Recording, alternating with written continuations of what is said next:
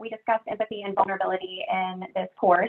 So I'm curious about how traits like empathy and vulnerability play a role in your They play a role in your leadership, I think was the tail end there. You cut out just a little, but that's great, Erin. Yeah, sure. Empathy and vulnerability are critical to leadership today. I've been in my role for about 2.5 years. And when I took the role, I really thought about what do I want my personal brand to be and how do I want to lead and how am I going to be true to myself? Like I'm pretty direct. I'm transparent just as a human, I think. And I wanted to make sure that that translated even in a new role with new executives and a new team. But if you think about it, we spend most of our time at work or asleep. Who wants to be miserable and who wants to have multiple personalities? And because it's okay to talk about, I'm not going to do everything perfect and I'm going to make mistakes. And I think people just trust you a bit more if you own up to it and you're really yourself. And not everybody's got a story, and it's okay to be you. So I think as you continue to grow, I think it's imperative that you embrace that vulnerability and really, sometimes empathy is learned, and really just understand and be curious about other people's situations and lean in. So,